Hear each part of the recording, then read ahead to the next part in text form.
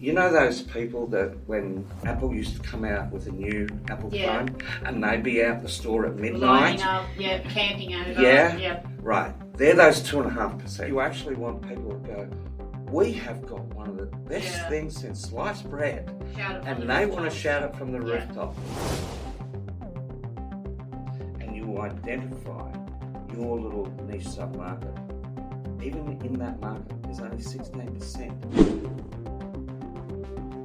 Are they the type of customer who loves to talk about? Are they on social media a lot? That's where you create that beachhead and enables you to actually scale quite rapidly by having the right people as your early adopters. 1, 2, 3, 4. Welcome to The Business Game, a podcast that moves the needle. Hey guys, before we get started today, just a really quick moment to thank one of our sponsors, SmoothX. Their integration platform connects Procore, Xero, QuickBooks, and more, trusted by over 1,000 clients globally, and you can be operational in under 30 minutes. Visit smoothx.com to simplify your workflows. And thanks again to SmoothX for sponsoring The Business Game. Welcome to The Business Game. Don't forget to like and subscribe as you're watching the episode. My name's Jazmyn and I'm joined today with my co-host Jay and a very special guest in studio today, Trevor Holmes. Welcome, Trevor. Thank you very much. It's wonderful to be here. Yeah, we appreciate you coming in. So could you start off by just telling us a bit about who you are and what you do? Yeah, absolutely. Our organisation is called Advivo ICP. The ICP stands for Innovation Commercialisation Partners. And in essence, we help people with really smart ideas, take their ideas and commercialise them to be successful. Great. Okay, so now you have a specific way of doing things. Now, correct me if I'm wrong, but you look at innovation to be more like a science experiment than you do as a creative brainstorm. Absolutely. Can you walk us through that? Yeah. Innovation is actually a science. It's a repeatable thing that when you get that process right, you can do over and over again very successfully. And the essence of that really is about, we have a 8-step validation process.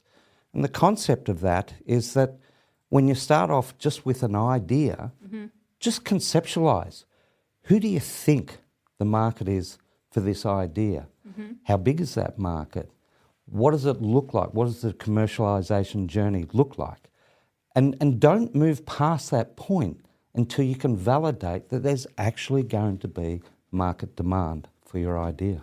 So give us an example of something that's worked, tried and tried, tested, that you've done yourself and the outcome of that. Absolutely. So we've just commercialised a piece of software late last year.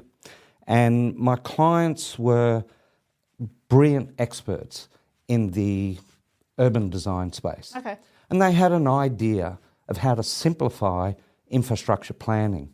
And so rather than just go out and build this software, of which they have no experience in being software builders, we actually started off by just going through the process and talking to who they thought their target market was and validating all the assumptions that they made as to why and what job does this do and how does it solve the problems that the customers are experiencing.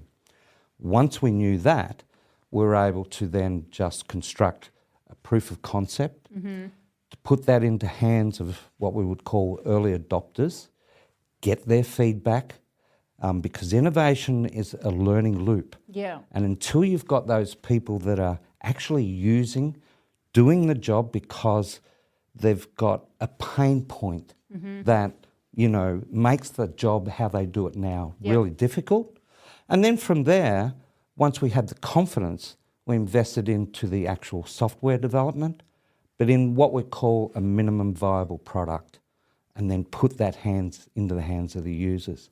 The result of all that was that throughout the process, really before we actually even started moving into the early majority market, that's sort of, we'll explain that a little bit later, they actually won the UDIA, which is the Urban Design Industry Association Award for Property Tech. Wow. Just last year. Amazing. Yeah, so That's a great outcome. fantastic. Yeah, Yeah. fantastic outcome. So I guess let's roll it back a little bit. So you're sitting down and you're doing these, you're going through this process of making this idea come to life. Yeah. What are some of the common, so do you often come across people that are like, well, this is our audience, this is who it is, and then they find out that's not right, that it actually isn't their audience? Well, in actual fact, when people come to us, the very first questions we ask is, who do you think is your market? Yeah. Or another way to put it would be, who do you think needs this product and is willing to buy it? Well, there's usually about two types of responses we'll get. The first one is, oh, everyone's going to love this, Yep. right? And that's always a little bit of a worry. Yep. The other is that they'll come back and say, oh, this is for the construction industry. Okay. Or this is for the health industry. Yeah. And they are what we call headline markets. Mm-hmm. And headline markets are big markets Yep. and very complex. And what we really want to find is that niche submarket that has clients who really have a job that they're very frustrated I'm glad you with. said that about the niche submarket, because I find, and Jazz, you may have found this as well, quite often that is forgotten about. It's like this is what we want to do, this is our big picture, and this is who we're going to attack. And they forget that there is an absolute submarket in beneath that is probably going to do them better than going for that big overall one that they think that they need to service. Yeah, it's a really good point, Jaimie.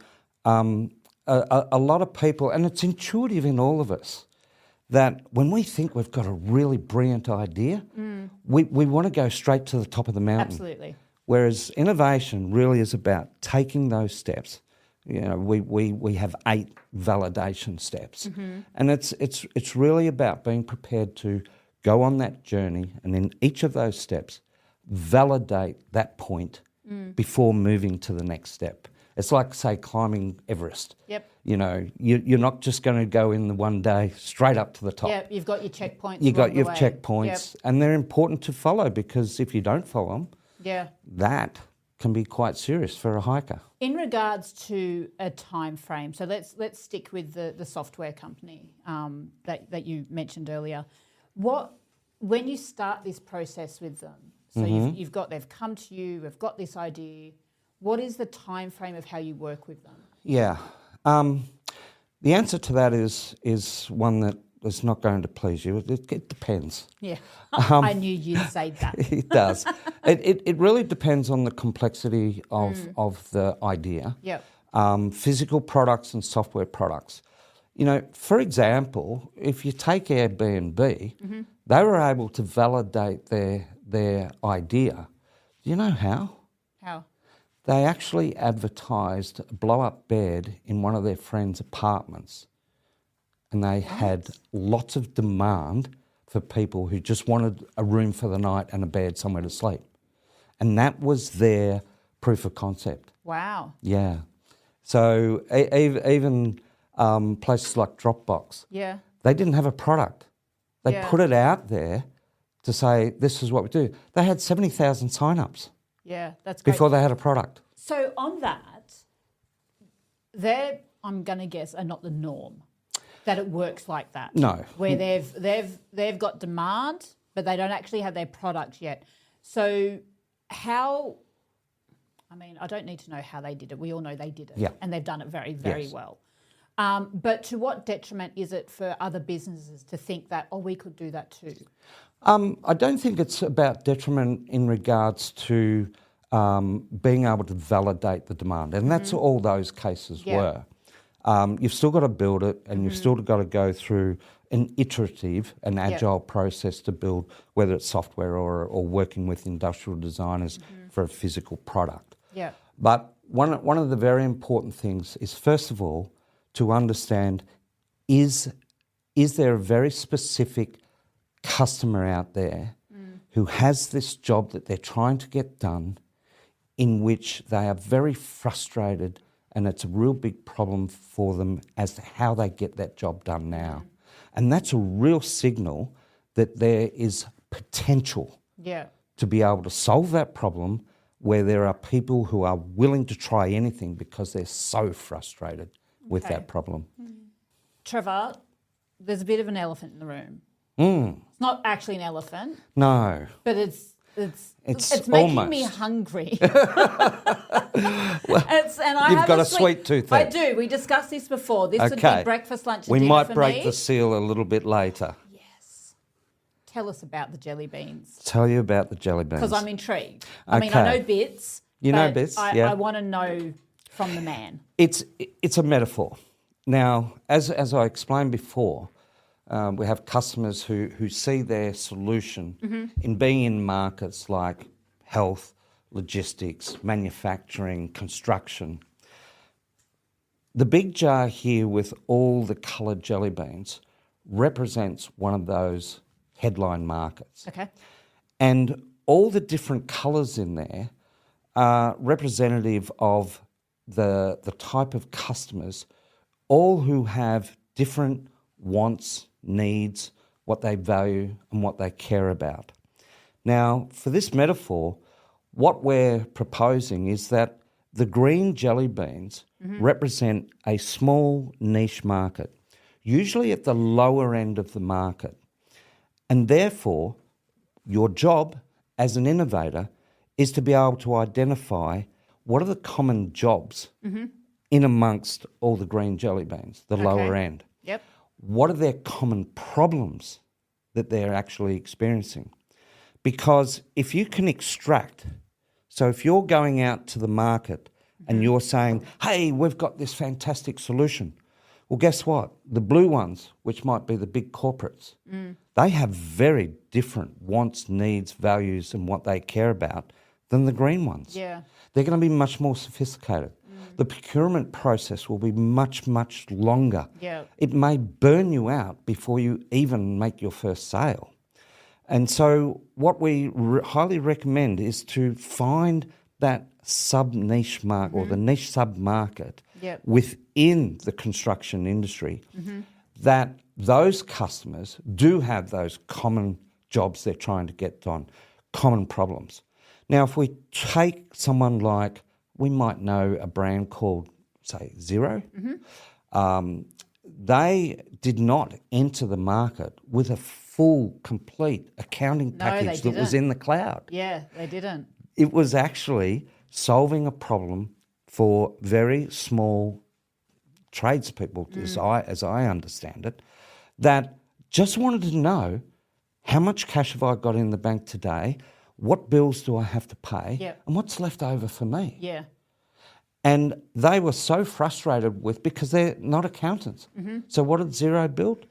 They built an accounting system. I'll refrain that from being about accounting because it wasn't to begin with. Yeah. But they provided a solution to that very specific market that were able to, because of their bank feeds, and being in the cloud, were able to wake up every day, see what money had come in, Yeah. see what money had to go out, and could see what was left over. Therefore, they picked their green jelly beans. Yeah. And from there, they built a beachhead of loyal customers who just love the idea of being able to invoice electronically, get paid, and know what was left over for them to be able to take out of their business bank account. So the real concept here is to understand that if you wish to just market to that whole market, knowing that only about 5% of that market is going to have the common jobs and problems that they're trying to solve, then you're going to spend a whole lot of money, of which most startups and innovators do not have. Yep. So therefore, identify the green jelly beans, put them to one side, understand what are their challenges, and then tailor those to recruit those as you go in to talk to that market and understand even more deeply, and then to bring them in as your early adopters, and guess what? They become your first clients. Yeah, amazing. So would you suggest that in terms of marketing budget, for example. If you're in the early stages, you're trying to find and reach that sub-audience, how much are we diverting spend, say we're splitting it percentage-wise, to just the green jelly beans versus the rest? In regards to the research, Jazmyn, finding out first, well, this is where we have advanced so far. You were asking about timelines before, Jaimie.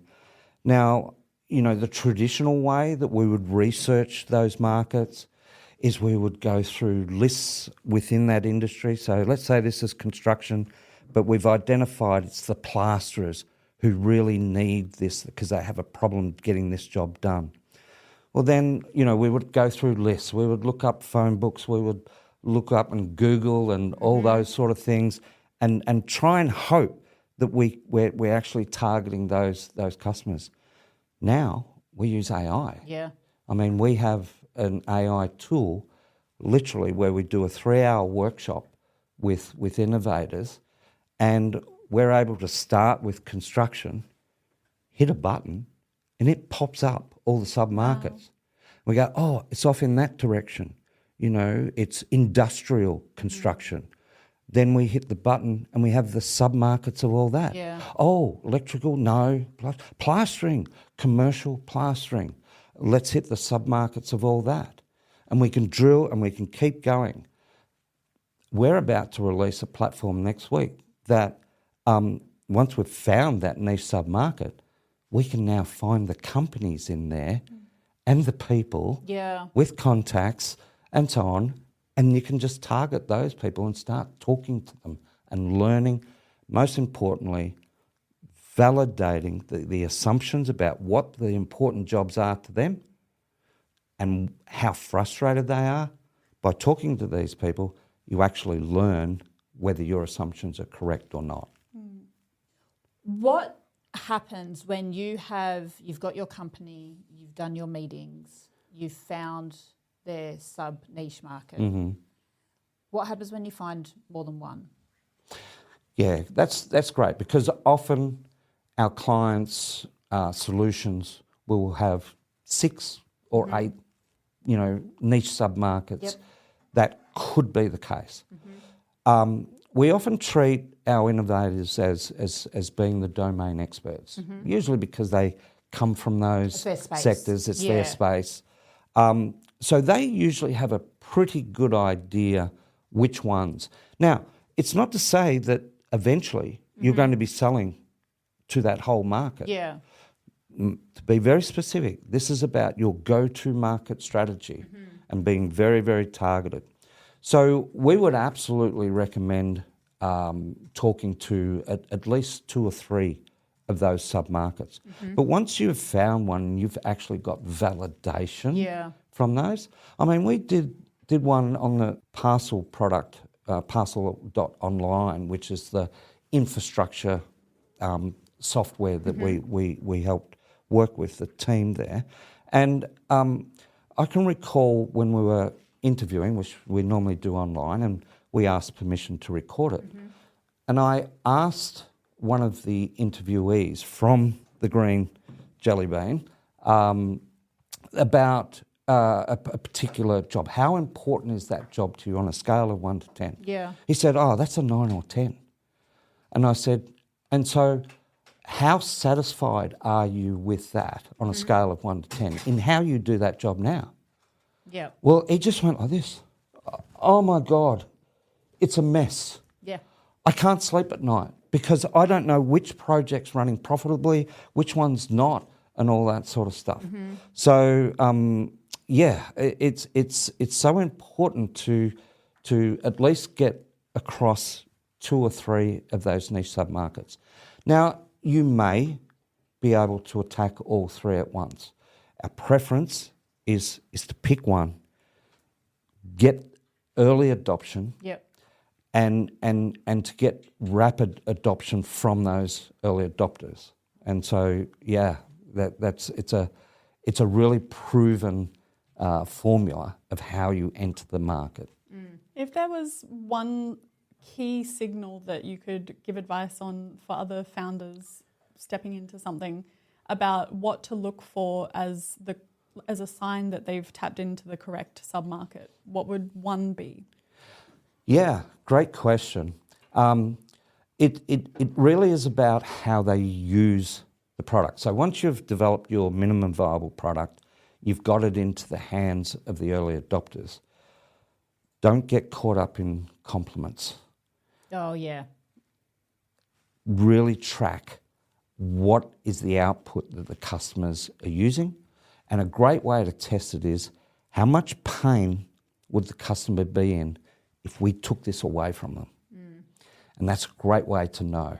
And so, yeah. That's a real way to know too. It is a real way. Like that is a really stop and think about this way that it could actually affect your business. Absolutely. And look, it depends on, the different sort of, whether it's products, software or whatever. But if your customers are not going to be shattered and disappointed if you take that off them, you probably haven't achieved product market fit. Yep. And our whole concept is to actually test and talk to that market so that you are increasing your chances that you are getting product market fit with that green jelly bean segment. Because we have to remember, we know that the early movers in any innovation only represents around about 16% of any market. 2.5% are the early innovators. Yep. You know those people that when Apple used to come out with a new Apple phone and they'd be out the store at midnight? Lining up, camping over. Yeah, Yep. right. They're those 2.5%. Yeah. The other 13.5% are a little bit more conservative of that. They're probably a little bit more, business acumen and wary, but they still love innovation.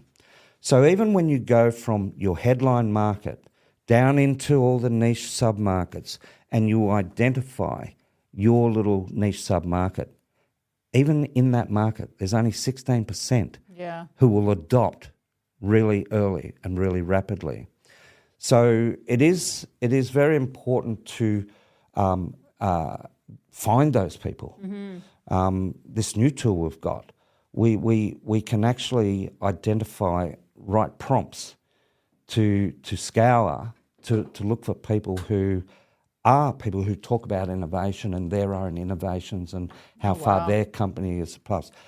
Are they the type of customer who loves to talk about? Are they on social media a lot? Are they people that are thought leaders in their industry? Because you don't want just any early adopter who says, oh yeah, this is really great, thank you, and doesn't tell anyone. Yep. You actually want people that go, we have got one of the best things since sliced bread. Shout it from and the they want to rooftops. shout it from the rooftop. That's where you create that beachhead and enables you to actually scale quite rapidly by having the right people as your early adopters. What is one of the first signs that you find that a business has something that is disruptive, something that could be right under their nose, but they haven't even seen it yet? Yeah. I love these. It actually, Jaimie, it comes predominantly from small, medium-sized businesses who are in their business, their core business, trying to get a job done. They are frustrated with it. They look around the marketplace and they go, there's nothing out there. Yeah. And they actually start to build what we call workarounds. They might be using Excel spreadsheets. Yep. They might be piecing this bit of software and that together. I've even seen people that have constructed physical tools to do certain jobs because they just thought it was a waste of time the way they do it now. Yep. Those are usually fantastic examples of opportunities because if a business, and we've done one of these projects, a piece of software called Hero.io, whereby a town planning organiser, we've worked with a few town planners, they had built an internal ERP system, Yep. enterprise resource platform, because they were growing That's it. no small feat. That's no small feat. They built it over 10 years. Jeez. Okay. And they came to us saying, look, we've actually grown our team from 40 to 100. Yeah. We've only put on, I think it was only 1 or 2 admin staff. Yeah. We think we've got a pretty good product here. What do you think? So what we're looking for, first of all, is what jobs does it do? How much pain are others like them Yep.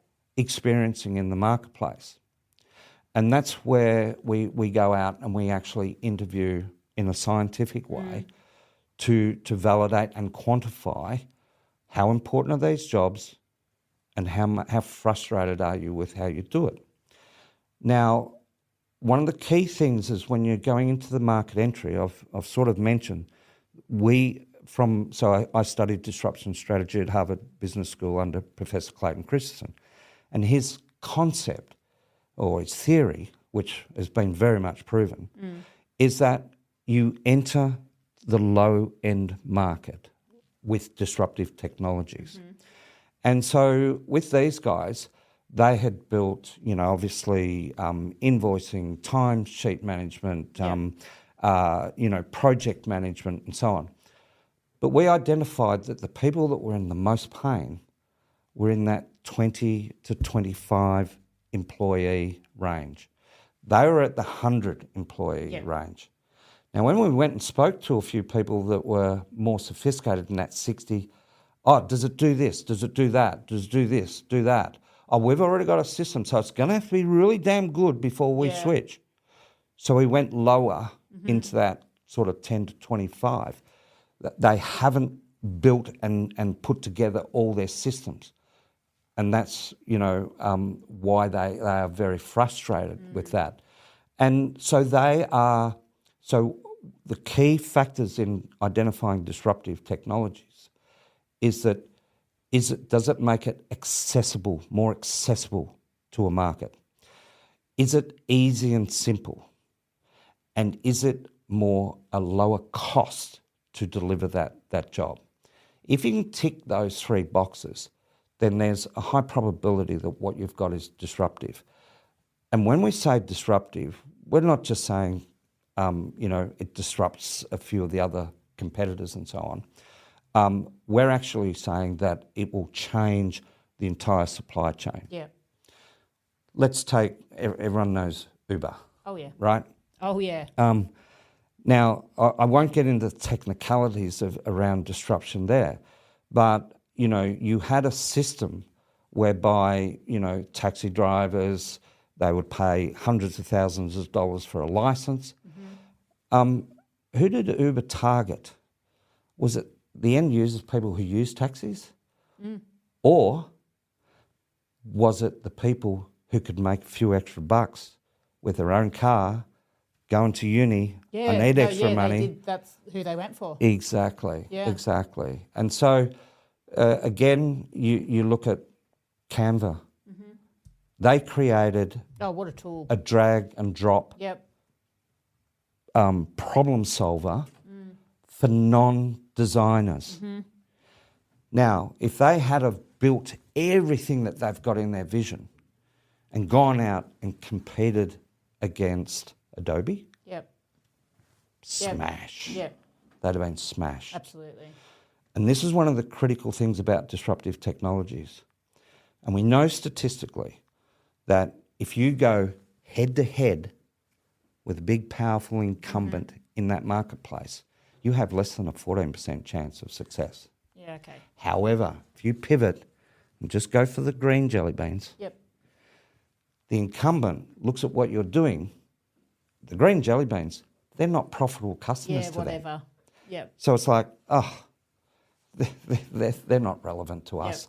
They're going down there. That's fine.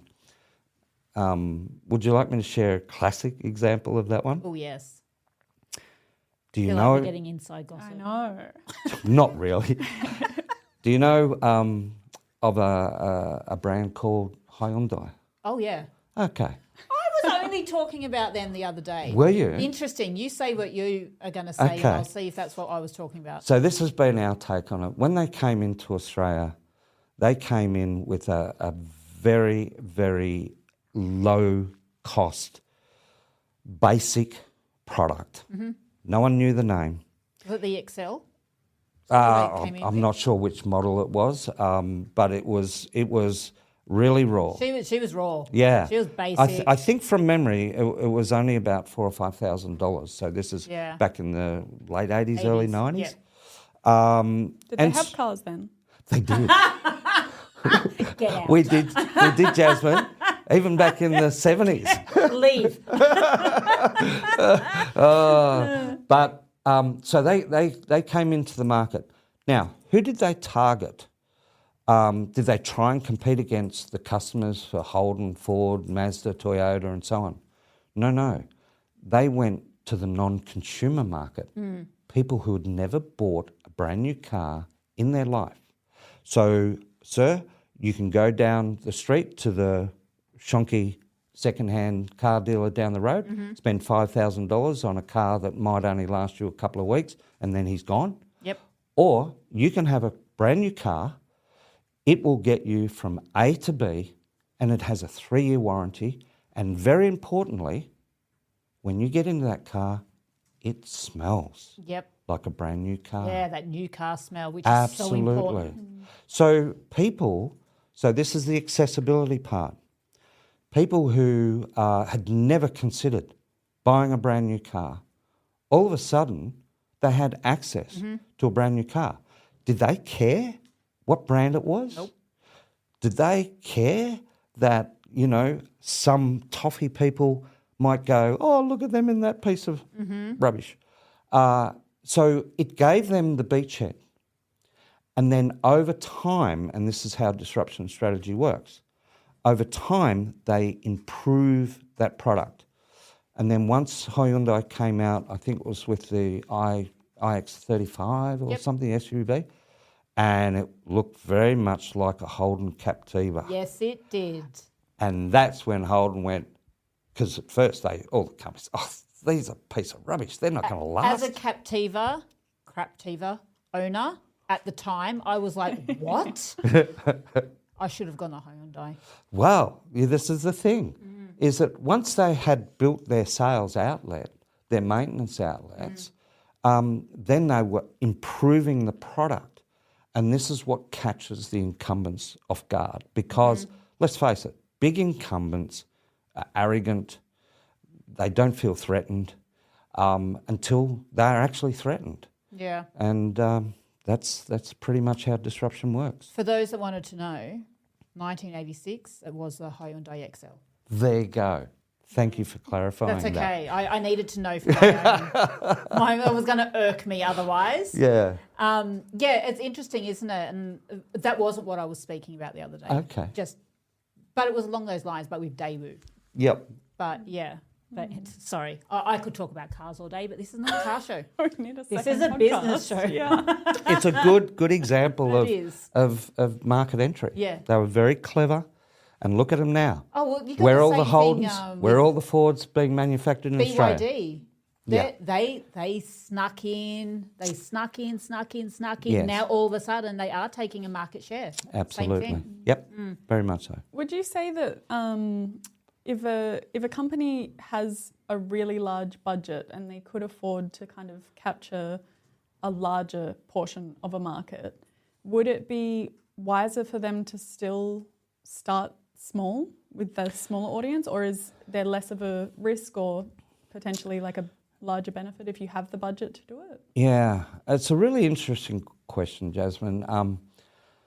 Look, there are sometimes products are developed whereby they are fit. They're purposely built for mining extraction or gas extraction. These are big boy toys.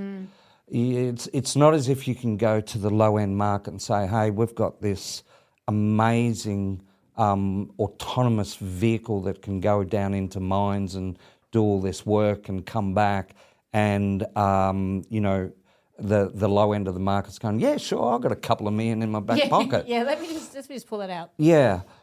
So there are different sort of strategies for very high-end products, but instead of maybe going to Rio Tinto, or instead of going to one of the big major companies, you would still pivot and go to the lower end of those types. So if you go to, let's say we take the banks, if you had a solution for the banks, go to ANZ, Westpac, Commonwealth, we've got the four, all right? Then they're the dominant players, they're the incumbents. The bureaucracy within those organisations is massive. So then start to look down at the second tier and even the third tier. That type of strategy, if you think about it, they're the ones who are trying to get to the first tier. And so they're much more in tune to, look at something that gives them a competitive advantage over those tier ones. The only other exception I'll mention is that there are certain organisations, big corporates around the world, who actually welcome startups. They have, funds, venture capital funds for them. We distribute a platform out of the UK called leadingedgeonly.com, and it is an open innovation marketplace. The corporates put up their challenges, and Leo, we call it Leo affectionately, it has well over 100,000 innovators across 25 industry sectors. That is probably one of the exceptions whereby knowing that these big corporates are inviting you to bring in your early stage innovation, then that can be a fantastic strategy because they are, first of all, they're in the mindset to say, yep, we want these startups. We understand you don't have, all the funds and everything to do this. They can be a great source of doing trials, field trials, and getting validation from those. Some of those companies can give you access into markets that you wouldn't get into otherwise. And they're just general, and they have their venture capital funds, which they'll take a stake in you in some cases. So that's one of the sort of key exceptions to the rule. Hey guys, just wanted to do a quick shout out to our affiliate partner, OpusClip. If you need great video edits without hiring an editor, their AI engine turns your raw clips into share-ready content in under a minute, no skill required. Find our link in the description to support our show and get a great sign-up bonus. Create more, stress less with OpusClip. You have an 8-step launch formula.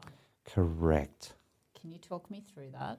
I've been dying to ask this, and I didn't know whether it was going to be me or you that got to this question. But I'm intrigued to hear you talk us through this. Yeah. Okay. So with anything, it starts with an idea. And we approach innovators on the basis that there are no bad ideas. Rather than going from, I've got an idea, let's build it, and then let's put it out to all the multicoloured jelly beans. Every jelly bean. Yeah. The launch formula starts off with take the idea, just conceptualise. Yep. Who do you think is the market for this? Why? What's the jobs that it does? What sort of pain do you think they're in? How big is this potential market? What's going to cost my idea to get it to market? Understanding that it's not about just building a solution. You've got legals, you've got potential, you've got patents, which can be tens and tens of thousands of dollars. So many things you never consider. Exactly. Yeah. Branding. Yep. Then you've got, how do I onboard them? How do I support them? How do I... Right. The ability to just map that out. So that's the first stage. Just conceptually, map that out, we should be able to sell this for something like that. We think the market's this big, and we can estimate that if we're successful, we can get a return on investment, an ROI. The next stage is go prove that. Yep. And this is where we so explore the markets, find your little niche for market entry, talk to them, validate. So being science approach to it, we create a hypothesis and all the assumptions under. Then go talk to that market and validate that the best you can. Build your business case. Actually start talking to software developers or industrial designers about how much is it, roughly going to cost me with this. Yeah. Take into account who you need to have involved. You're going to need lawyers, you're going to need industrial designers or software developers, sometimes both. You're going to need branding, you're going to need marketing help.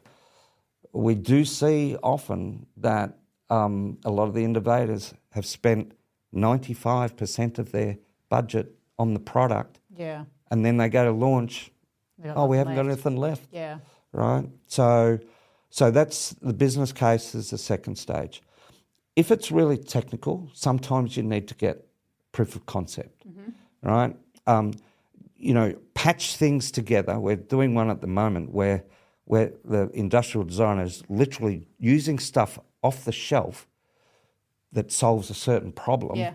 They're patching all that together to go, does this work? Yep. Well, yeah, it works. Okay. So we know how to design it now and we know how to work with it. Same with software. And then the next stage is the MVP, minimum viable product. What is this market, this niche market? What are the jobs it's trying to get done? Just build that. Yep. Just get it into their hands as quickly and as easily as possible. And that they become early adopters, which is the next stage. Early adopters, treat them like VIP Yep. because they're actually your unpaid research and development Yeah. team. And so they will teach you many things in being able to then go to the next stage, which is basically your early majority market, right? And from there, the next stage is the majority market. Now you're becoming known. Yep. The important thing to understand is that there's a link between jobs to be done and brand and the entire customer experience in between. So to emphasise that point, can I give you a test? Yes. Oh, wait, what? Yeah, Go on, go. it's very easy. Oh, you'll yeah. you'll get it. Will I? Yeah. Okay. So let's say you're wanting to redecorate the back deck. You need to redo the boards. You want to paint. You want to get some garden beds and all that sort of thing in place. You want to get some new back deck furniture. What's the first brand that pops into your head where you're going to go to get that job Bunnings. done? That's it. Yeah. That is product market fit. The link between I need to get a job done, Yep.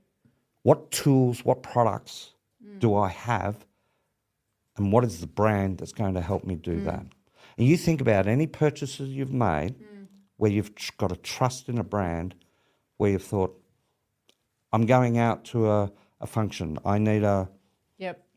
new set of shoes or I feel like I new dress. harp on about brand recognition and trust in every episode. Yeah. I really do, but I genuinely think people can quite often just push that step aside. Yeah. Well, the thing is, and we work a lot on causality. What causes the market to go, I've got this problem, I've got this job to do, and it's a bit of a problem. What brand will help me get that done? Yep. And really the role of an early startup entering the market is to ensure not just that the product's brilliant, but the entire customer journey, from when you are sending and delivering a message to them about, hey, we know that you do this sort of job and we suspect that it's a challenge and a frustration for you. Yeah. We have a solution. Right through to them then engaging with you to find out more, going to your website, whatever, how you sell that product, how you onboard them, and how you engage with them continuously is the entire customer journey. That's a shorter version of the entire journey. That reinforces, it's post-decision validation by the customer. Oh, I took a bit of a risk because, these guys, I didn't know if they're still going to be around in 6 months' time, but my experience has been unbelievable. Yeah. That's the challenge for innovators, startups, founders. Not just the product. That's only one element that just does the job. Early adopters and early movers, they will tolerate that it doesn't do everything and it may not do everything absolutely perfectly. But their experience with you through every step of it is what links back to the brand. You often talk about the importance of early adopter programs. What makes one work and what's the ROI? Yeah, excellent. What makes one work, as I said before, is about being very selective. A lot of innovators are just so grateful for anyone to show any love to their product. But to reiterate, actually being targeted about who do you want to be your early adopters. Now, it's unlikely that you're going to get any of these high-end segments, right, or customers. Even in the green jelly beans, there's some of those that they don't want anything to do with this. They're too busy. They're focused on this. But if you can find that 16% within there that are the early movers, they love innovation. Yeah. They love talking on social media. They love being involved in their industry and helping their industry. You see, jobs to be done is actually broken up into three categories. There's the functional job. The Honda gets me from point A to point B. The second job is the emotional job. How does it make the customer feel to be doing this job and solving the problem and frustrations they had before? And the third job is the social job. How do others perceive me as the customer by being able to do this job with this new technology? So again, you go back to those people that lined up in Apple. That's the first thing I thought of was Apple. Exactly. Yeah. Is it the functional thing that they absolutely need? No, they've already got last year's model, but it's an emotional thing because I'm an Apple person and I've got to be the first to have it. So internally, it makes me feel great to be the first to have the new iPhone 16, 17, 18, whatever. Yeah. But also socially. Yeah. Are they the type of people that might post that they've just got their brand new iPhone? From a consumer perspective, what's something that brands do that turns a consumer off after they have been loyal to the brand for some time? Ooh, this is a really interesting topic because it's quite topical at the moment, isn't it? So if we look at, and we've had some internal discussions around this, but if we look at a company like Tesla, I'll ask you, who did you see as their product market fit or their ideal customer profile? How would you describe those people? Oh, I don't know that you want my answer. Left leaning? Yeah. Yeah, and what else? What did they care about? The environment. And what did they want? Maybe a status symbol. Yeah. Yeah. They cared about the environment. Yeah. Yeah, absolutely. So that's the social job, but it also the emotional job. It made them feel good. I'm contributing to the contributing environment. to helping, yeah. That was their perception, whether that can be argued whether it's right, wrong or indifferent. So back to your question, Jazmyn, when a company, or in this case the CEO of a company, deviates away from their ideal customer profile, it can be enormously damaging. Now, forget about all the politics side of it, but even look at, the Cybertruck. Does that really fit with the ideal customer profile of what built Tesla? No. No. So I don't quite understand why, but they decided that here's a product that we're going to go sell this monster truck to a whole new market. What type of profile of customer is buying those big massive that trucks? are going to go, that let's go for the Cybertruck. So Yeah. I really have no knowledge as to why they pivoted to that. Influencers got Cybertrucks. Yeah, I think they've been stuck in LA for too long. Yeah. Yes. Yeah. Yeah. Symptom of that. I mean, Elon, I feel like he's a bit of an anomaly in regards to anything like this. And this is something else that, Elon comes up a lot, right? We're a business show. He is right now the master of all things business Absolutely. and how he puppeteers it all. And he is thinking so many steps ahead. Yeah. I don't even think we know why he's bought out the Cybertruck for Or maybe real it's reasons. just because yet. he can, I don't know. I feel like everything he does, he bought Twitter Yeah. and people boycotted. They boycotted Twitter. They went to other platforms. Yeah. Threads was created through Yeah. Meta. Why did he buy Twitter? Everyone was like, what's he doing? This is just to bring, Trump back on it and, Andrew Tate and whatever. It wasn't. No. This was all had to do with Grok. Yeah. Yeah. Like there is so much more to everything he does that Yes. we've got no idea. But back to your question, who was the cyber? I don't know. I cannot see why. And where it Maybe fits. it is just because he can. Yeah, it's possible that, they were very aware of the Chinese manufacturing of electric vehicles and what was coming as far as a competition, in that space. I have no idea. But yeah, certainly in that to that question, Jazmyn, is that one of the things we really try to get through to our startups and innovators and so on is that when you create that green jelly bean beachhead, is the temptation is now to move on to all the other coloured jelly beans, the other market segments. And that can absolutely be done.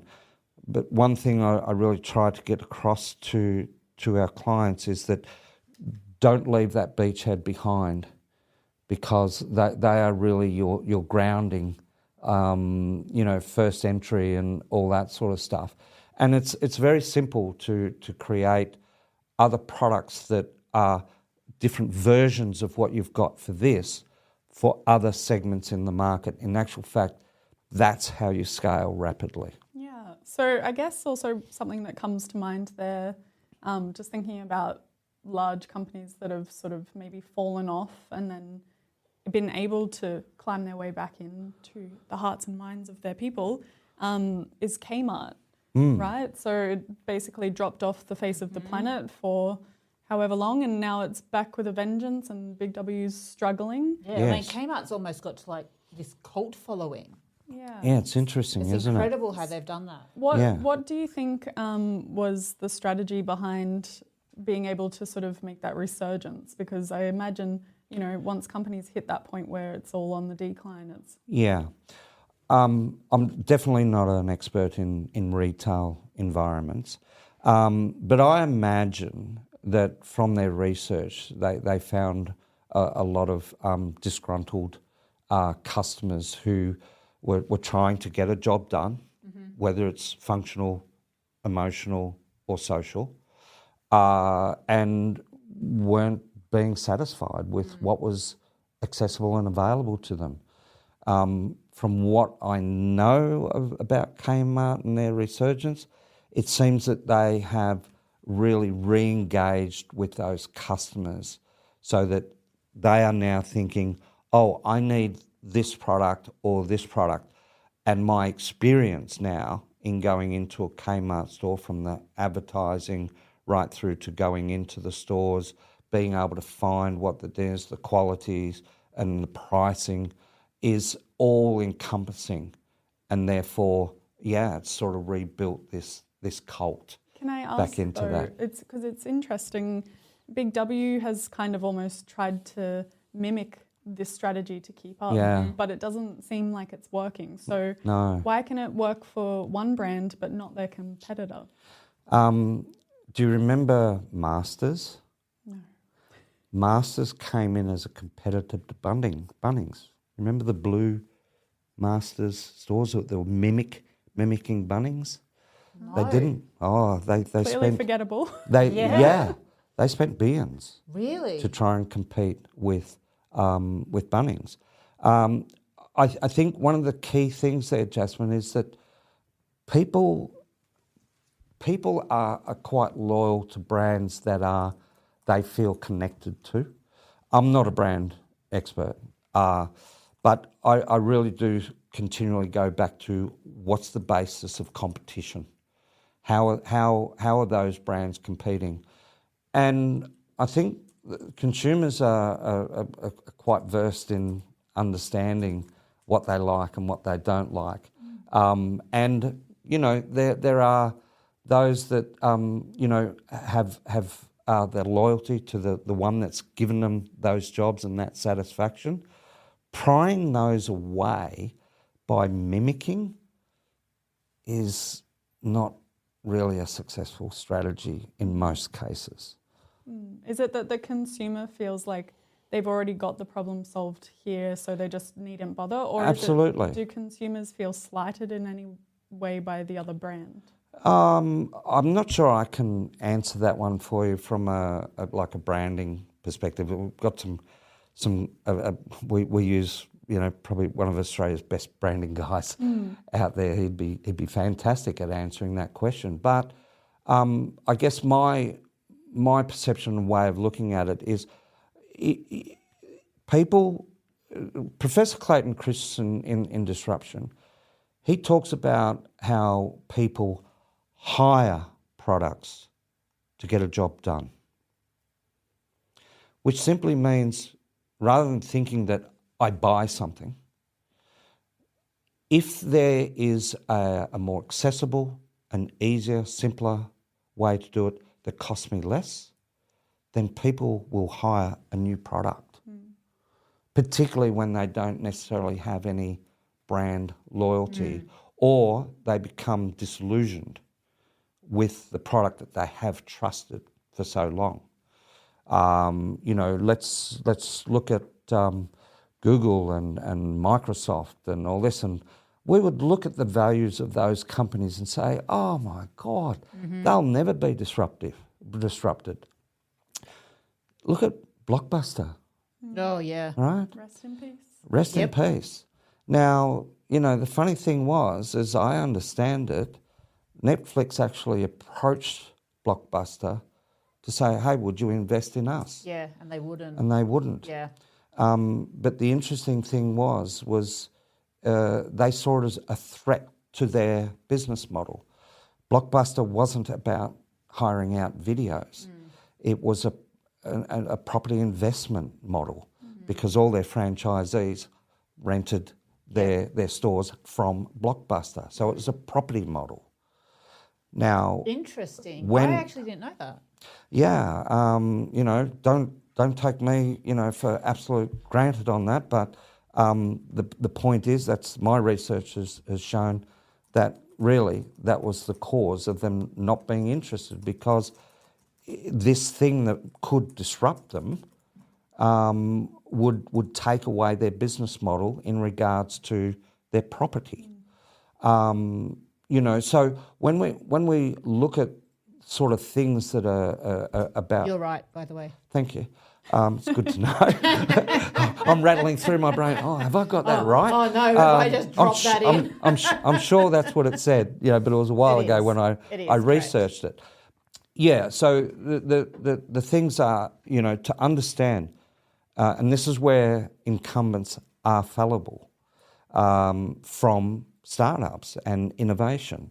So, yeah, we can learn a lot from the past examples of how companies have fallen by not actually being able to, the board of directors of Blockbuster, what they could have done was actually invested in them and over time pivoted their business model from, we're property and selling videos to streaming. Now, my understanding is Netflix wasn't even streaming them because we didn't have the infrastructure. Yeah. They were a mail in, mail out order, but they didn't charge late fees. Yeah. That was their model, right? So unfortunately for Blockbuster, those people were so fixed on trying to keep the world looking like how it was perfect for them and not actually seeing the future coming. They missed the boat. They missed the boat, bad Yeah. time. If you were coaching a founder who was getting ready for their first investor pitch, what would you absolutely insist they bring to the table? Evidence. Yeah. Evidence. I actually came from private equity space, which is why I've ended up where I am. Okay.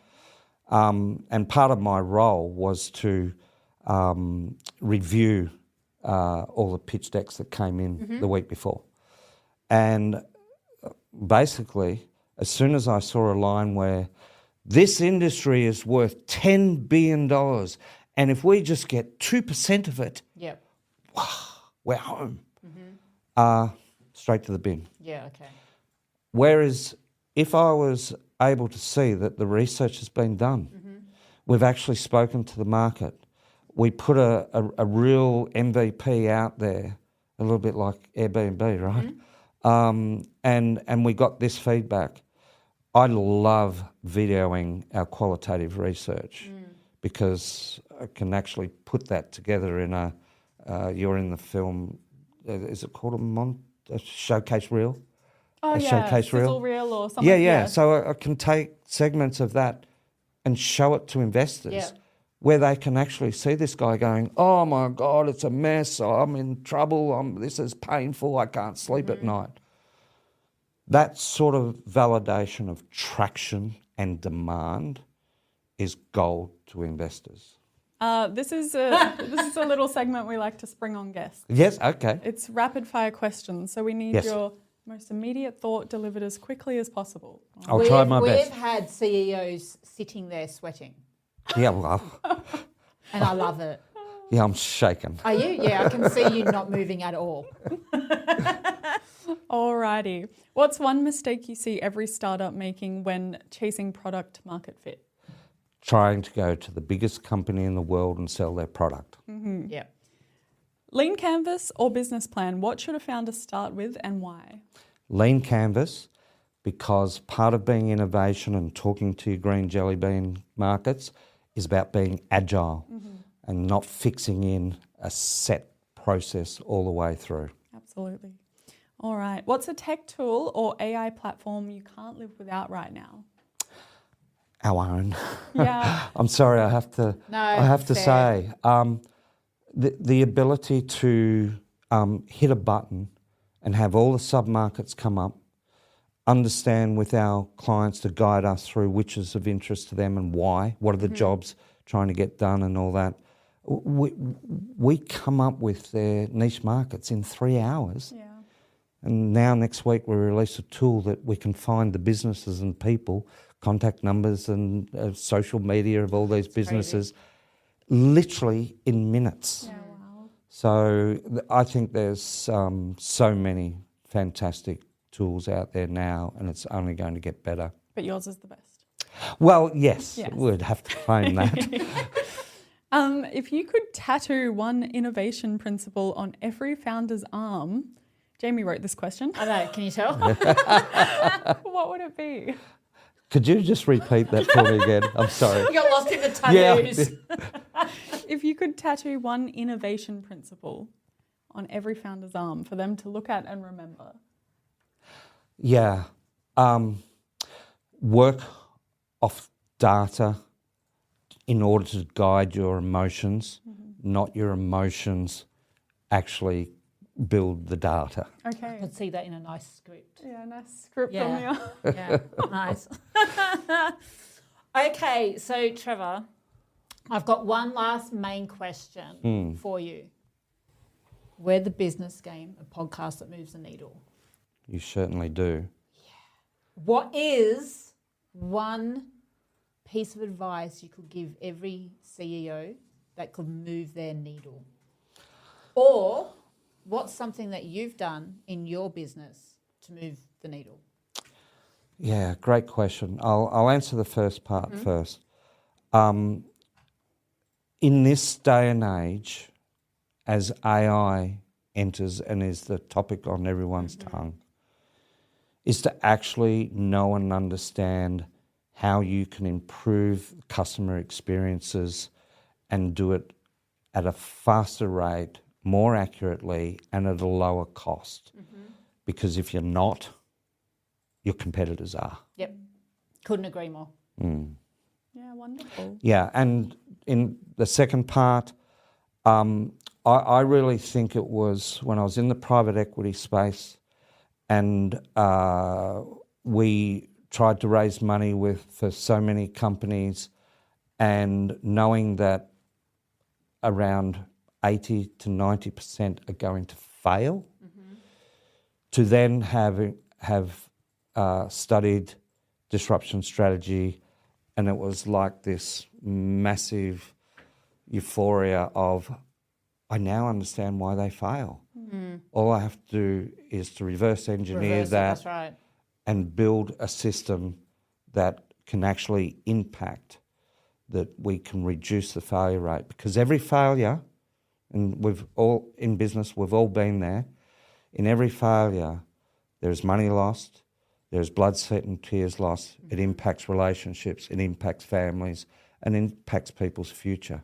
So if we can have an impact on bringing more success because we've got a validation process, then that's pretty cool. That's wonderful. And it's great to hear that there's a science behind it. It's achievable for everybody. Absolutely. Yeah, Yes, it is. It really is fantastic. achievable for everybody. Thank you so much for joining us today. It's been a pleasure having you on. And for those of you that have listened in that wondered why you didn't buckle underneath our rapid fire questions, that's because you are actually the host of your own podcast. Yes. You are. So a very there's- small channel. It doesn't matter. But you are the host of the Product Market Fit Guide. That product market fit guy, That yes. Product Market Fit Guide. Yes. Yes. So where you go more into detail in regards to, Absolutely. surprisingly, Yeah. the product market fit. Yeah. We actually provide the whole step-by-step process with the green jellies and understanding that, how to do qualitative research, how to do early adopter programs, and so on. So, yeah, we've only been going a couple of months.